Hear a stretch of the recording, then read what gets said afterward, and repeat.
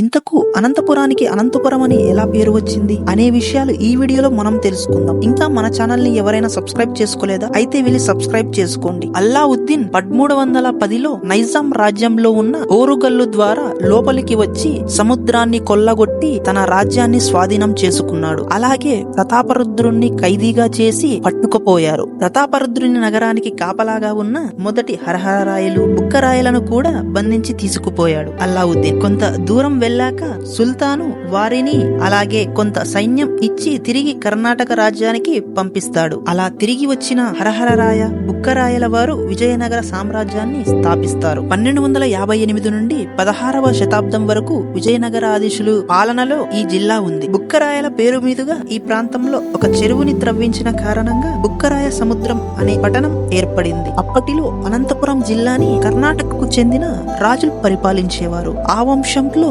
వడియార్ వంశపు అనంతరాజు అనే రాజు పేరు మీదుగా అనంతపురం అనే పేరు వచ్చింది. అనంతపురం అంటే ఏంటి? ఈ ప్రదేశాన్ని అనంతసాగరం అనే పేరు వచ్చిందని సాధారణంగా నమ్ముతారు. ఇది ఒక పెద్ద ట్యాంక్ అంటే అంతులేని మహాసముద్రం అలానే పిలుస్తారు. అలాగే హండే అనంతపురం అని ఎందుకు అనేవారు? హండే అంటే విజయనగర కాలం నాటి అధిపతి అని అర్థం. మరిన్ని ఇలాంటి వీడియోస్ కోసం మన ఛానల్ ని సబ్స్క్రైబ్ చేసుకోండి. అలానే అనంతపురంలో ఉన్న ఫ్రెండ్స్ కి షేర్ చేయండి.